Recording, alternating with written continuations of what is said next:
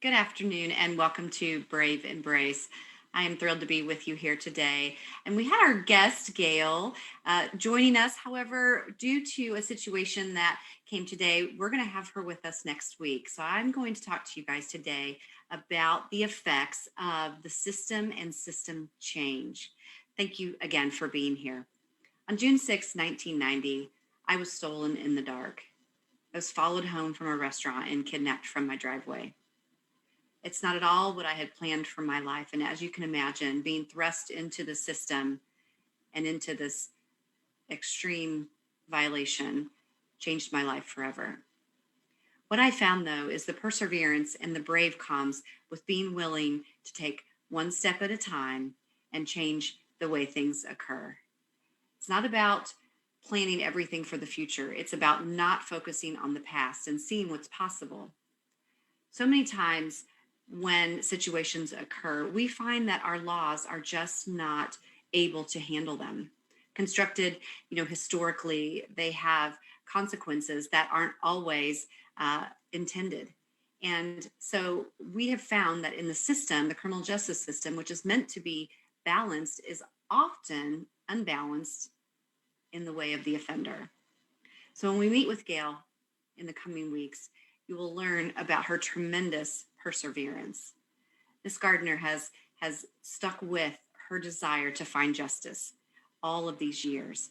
And like me, along the way, has found the bumps that exist in the criminal justice system. About 5 years ago, we saw a change in the way things were happening nationally in regards to the reporting and the prosecution of sexual offenses. We saw the Me Too movement happen. We saw laws that began to be exposed in the way that they affected not only justice, but also in restoration for its victims. Our firm, D. Miller and Associates, actually was a part of a big law change in California. The statute of limitations that existed on sexual abuse claims excluded hundreds of victims that had been at the hands of a doctor at USC. So we were integral in changing that law, Assembly Bill 1510. And I'm telling you, it is so crucial to understand what barriers exist, because overcoming those barriers takes the healing process one step further by allowing change to happen. In my case, the system at that time was very unbalanced. There were a number of rights for the accused, but none for the victimized. As a matter of fact, we've heard that saying, you have a right to remain silent, which is part of those rights that are read upon arrest. However, the victim was ultimately bound to be silent. So in 1990, there was a movement across the country that would enhance and allow for victims to have rights in the criminal justice system. I found myself a part of that movement. And honestly, it was a big piece of a catharsis for me, which allowed me to turn the trauma and the pain and the suffering into some hope. During that time, I was able to lobby and speak on behalf of Missouri constitutional amendment for victims of crime to have rights. And it has changed the landscape. As we saw that pass, we began to see some of those barriers knocked down in other countries and other cities as well across the state. The Me Too movement put an accelerator on it happening at the local and state level, because there was so much abuse that was being uncovered and disclosed. Victims that had suffered abuse, as toddlers, all the way up through the years that the statute of limitations would not allow for prosecution or any sort of restitution to occur.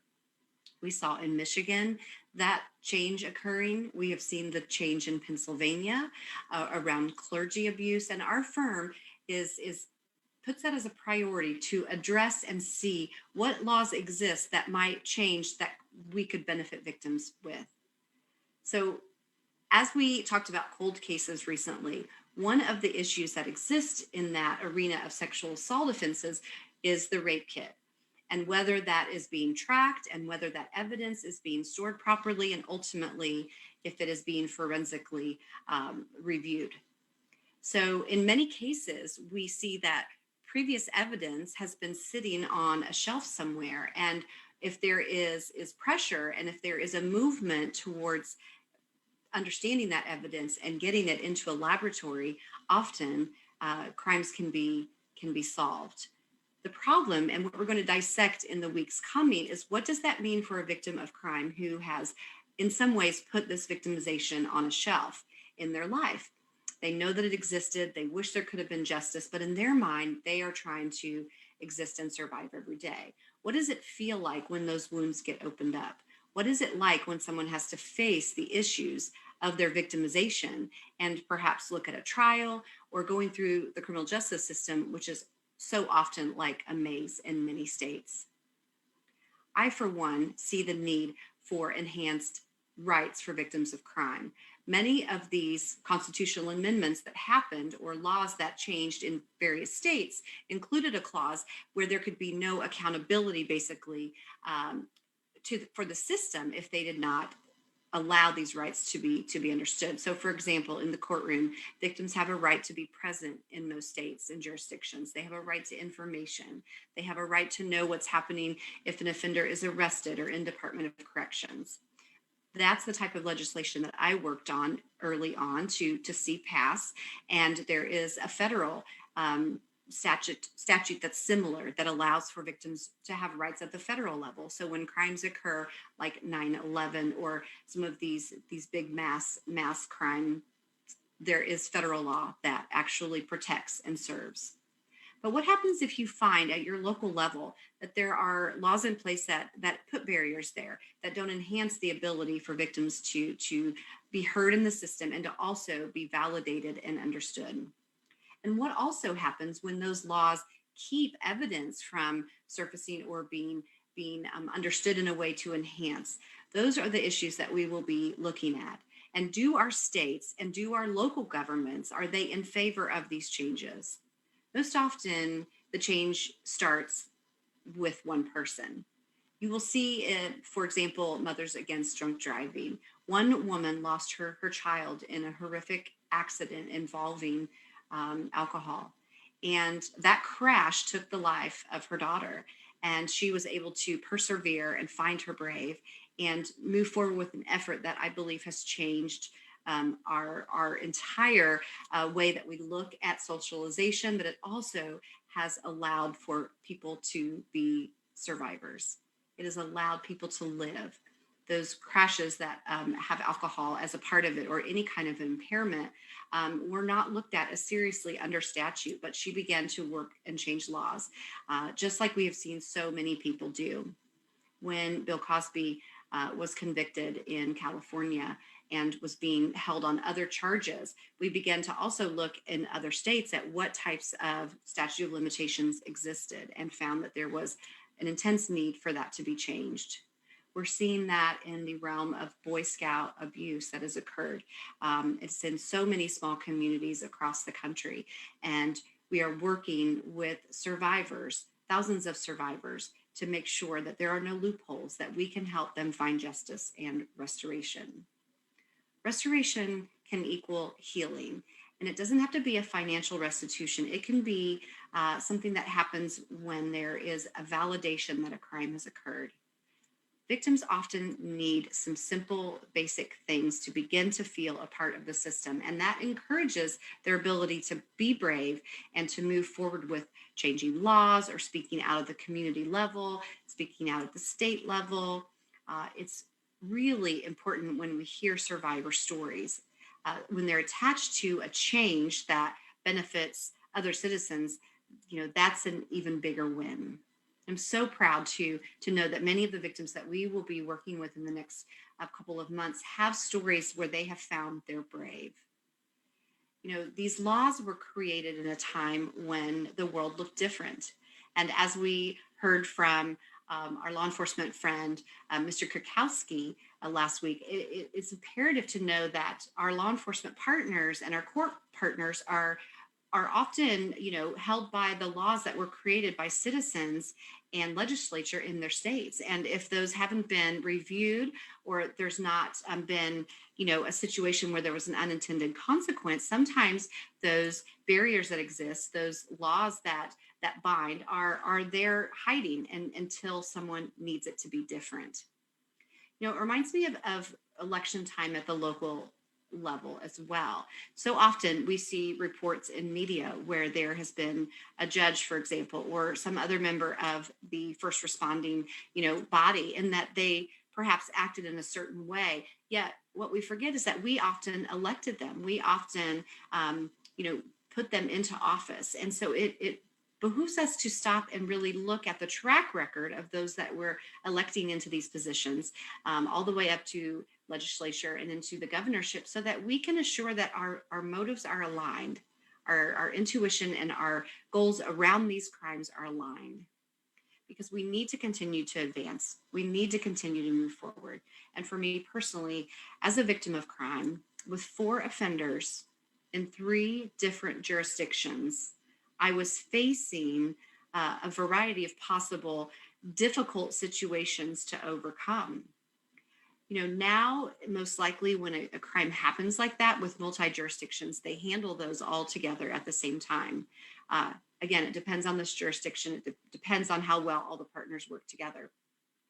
But in my case, that meant 5 years or more of trials and guilty pleas and all kinds of hearings and sentencings, even that I had to go to.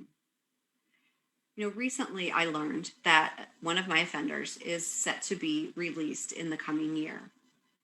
And it has brought a lot of pain in the last 6 months or so for me to realize that part of the reason of this unexpected early release is due to a snafu, if you will, in the way the sentence structure was handed down.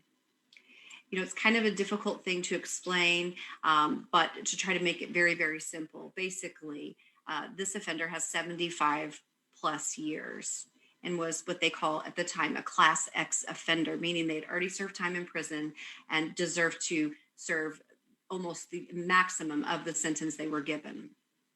But because this offender, the one who actually grabbed me off of the street, planned the event, brought the handcuffs, because he had an outstanding charge, a weapons charge from another county at the time of this crime, once he was sent to Department of Corrections for this 75-year sentence, it pivoted off of that original charge. It didn't pivot off of the charges that came out of this assault against me.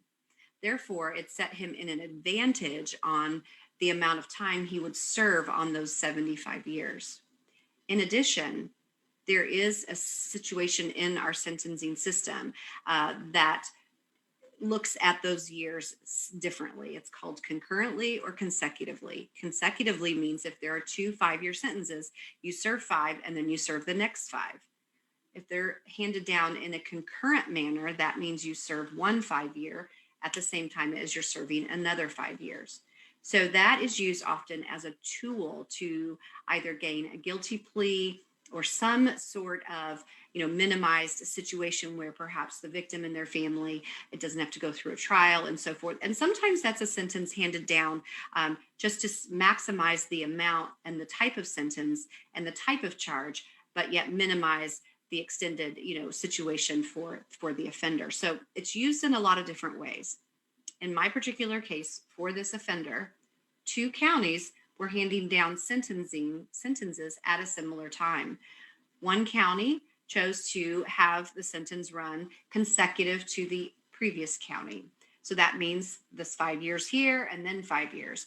But because of the dates and because there was a judge who, I believe, with the best of intentions, wanted to hold off on receiving a guilty plea from this offender until another time, until there was more discussion, had the unintended consequence of making that sentence come down before the other. So therefore, there could not be a consecutive sentence because the other one was not yet on the book. So that sentence basically is a wash. And after working with the analysts at our Department of Corrections and many other folks that are on my side that want to see justice done and continually done, realize there's no way to change that.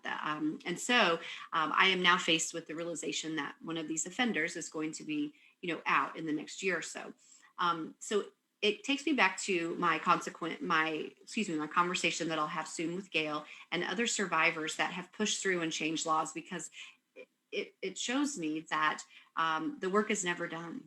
Balancing the scales of justice, making sure that the statutes that we create and our lawmakers create have all of the possibilities considered, is very important for situations like this. So I appreciate your interest in this scenario, this part of the system. And as we continue to dissect and look at cases of sexual assault and sexual abuse and how we find healing and how we bring hope, goes back to the idea that brave is a choice. Being brave, finding your brave, and recognizing brave is a choice that happens daily, because often the victimization or the violation that occurred doesn't end the suffering or the loss or the difficulties. I've talked before about this ABC method, that I believe helps us process situations that are difficult. And basically, it's looking at the adversity, looking at your belief around that adversity, and then having that alter or change for the good the consequences. So, adversities, your belief around them, and the consequence that happens. That part is where our choice lies. So, in this situation, for example, where this offender is going to be released, I have done a lot of work and due diligence trying to see if there was any way I could close this gap in this mistake, basically, the situation that has occurred.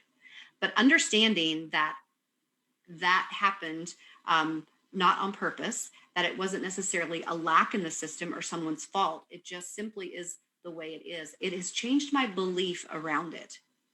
So the adversity that has occurred in the second half of overcoming this brutal sexual assault and kidnapping really beckons me to have a belief about it. So I could believe that the system is against me, that someone messed up, that this was on purpose, or I can choose to believe that this is simply something that just happened out of anyone's control. It was not intended, and they didn't even have the understanding to look at it from this point of view way back in 1993, 4, or 5.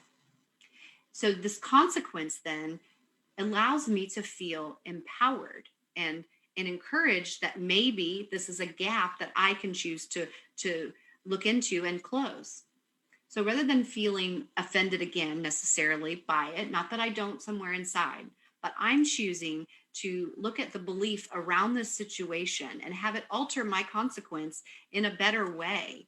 Perhaps I can work with our sentencing structure and the Department of Corrections. Perhaps I can work with a lawmaker to somehow put something, into our law that closes a gap like this one. Again, that is a catharsis for me to continue to work through and find healing. For some, it might be an added burden and a hurtful situation and something they don't want to look at. And that really comes down to who you are as a person and what is best for you in your life. So when we show and highlight stories of bravery here, please understand that we know everyone is different. And there are times in life where I've felt more brave and more encouraged and more willing to fight situations like this that naturally occur. And there's times where I feel like I don't have the energy, the gumption, or that it will be too painful. It's about knowing and trusting yourself. But the tool of that ABC method has helped me in a variety of situations, realizing that the adversity or the occurrence of something happens, and that's without of my control, but it's my belief around it and how I'm going to deal with it and process it that ultimately changes the consequences for me. So I'm going to turn this situation possibly into an opportunity for change. And that's where I am landing recently as I look at what this actually means. There are other things around this situation. The offender has to go through a sexual offender program, which is about 18 months long. And there is a series of steps that this offender has to, has to, what's the word I'm looking for, has to make happen. And basically, if some of these steps are missed or if some of these ways of him working through this process aren't managed well, then he can be taken out of the program and perhaps given back his original date. So within each state and each county or jurisdiction or township, there are different rules and different laws.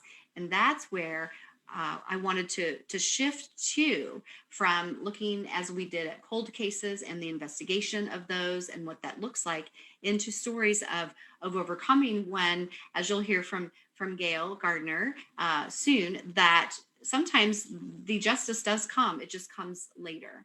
And then what does that mean in opening those wounds back up? And in my case, what does it mean to have to look at this situation again and deal with this process now? So I encourage you to stay tuned to us. If you need to catch up, check out our YouTube page. You can always find previous videos on our Facebook page. But again, we look for stories where there has been difficulty born out of difficult moments, and there's been hurt, and there has been trauma and loss. And we find buried in those situations the bravery that occurred and the bravery that will come in the future to continue to see us all through the difficult times and situations that exist in our world today. So I just want to thank you for being here. And, I encourage you're brave if you're going through a situation, and, just know that your fight is worth it, and you can turn that tragedy into a triumph. So until next time, please be brave.